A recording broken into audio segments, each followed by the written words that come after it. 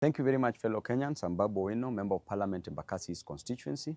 I want to take this opportunity to thank Kenyans for the great support that you gave me during this challenging moment.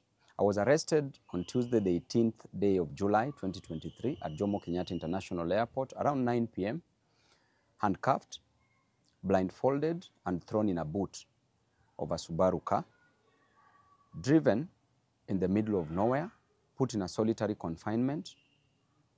For 3 days, I went without food. No, I wasn't given food, no access to my family, no access to my lawyers, to my legal representation. I did not take bath, I did not take water, and that was a very inhuman treatment accorded to me. If a member of parliament can be treated in a very harsh way, what is happening to normal Kenyans? I want to take this opportunity to condemn such acts.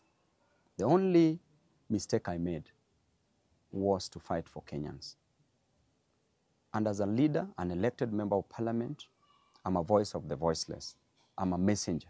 You can kill the messenger, but you will never kill the message. You can harass the messenger, but you will never destroy the message that is delivered. And if fighting for Kenyans is what will cost me my life, so be it. I'm an elected member of parliament whose role is to fight for Kenyans, is to fight for the downtrodden, is to fight for the people who are languishing in abject poverty, is to ensure that I deliver the best to them. And that is what I've been doing. Since I was a student leader, I was fighting for the interest of Kenyans, and I will continue fighting for the interest of Kenyans. I will never be gagged.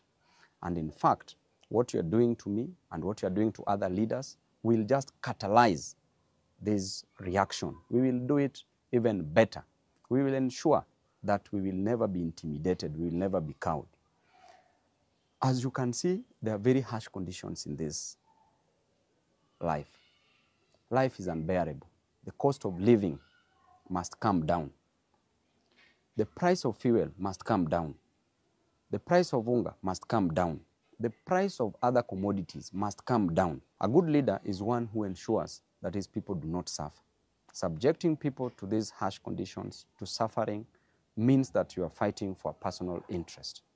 This government rode on the back of the hustlers, the same hustlers of whom they are destroying on a daily basis. They are killing them, unleashing policemen to kill them, to maim them, to cause injuries on them, and that is not fair at all. On a daily basis, you blame Raila to be the cause of the deaths of the people. Raila did not give instructions to the police to use brute force, to use the extrajudicial means to gag people from fighting for their inherent and inalienable interest, not only spiritedly but also religiously. Never blame Raila on this, because Raila is not in government. Raila did not take the price of hunger to the ceiling. Raila has not raised the cost of living.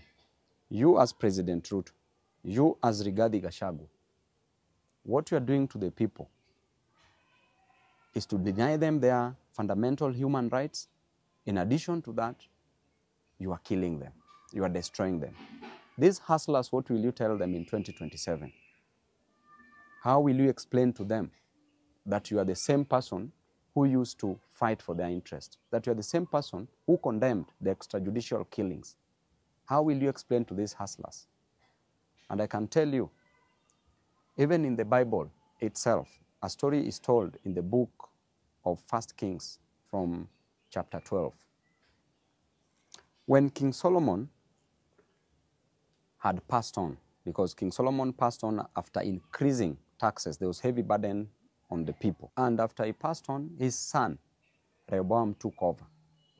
People went to Rehoboam as the new king and requested that the burden be lifted from their shoulders, that the cost of living to go down. And I invite you as Ruto to read this book, because it will teach you a lot. When people talked to Rehoboam to reduce the cost of living, he told them that he would go and consult the people who had worked with his father, the elders. When he went to the elders told him to listen to the voice of the voiceless, to listen to his people and reduce the cost of living. His father went to the young men whom he grew up with his age mates, who advised him that he should be harsh on the people. He went back to the people, told the people that I have a solution for the heavy burdens on your shoulder, and the solution is simple. That number one, my little finger is thicker than my father's waist. That is what Rehoboam told the people. Number two, he said, if my father used whips on you, I will unleash scorpions on you. The third thing that Rehoboam told the people is that if there is heavy burden on you, I will make it heavier.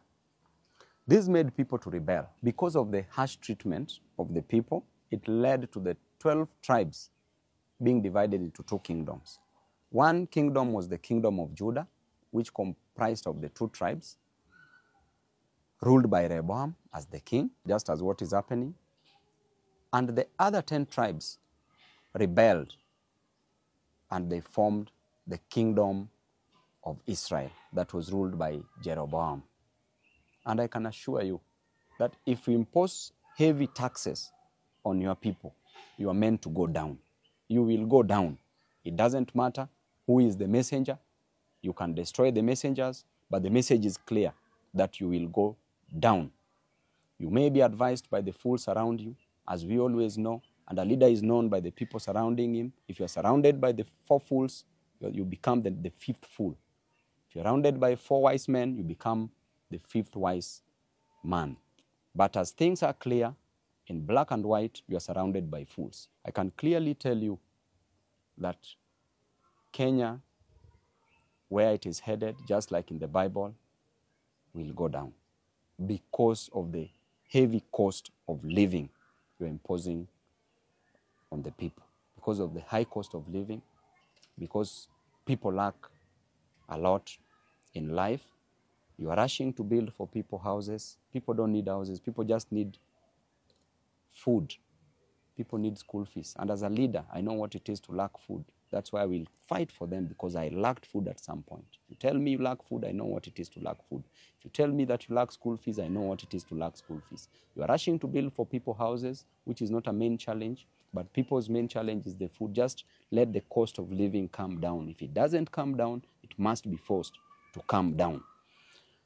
Lastly, I would like to advise Rachel Ruto and Bishop Dorcas Gachagua that you don't need to pray for Kenya. You don't need to pray for people. Pray for your husbands. The problem is in your house. The problem is not outside the door. You are living with the problem. Don't cast the demons. Look near you. You will see them. We will continue fighting, and to Kenyans, we will always fight for you. Members of the press, we thank you very much for being on the side of the people. Tibim.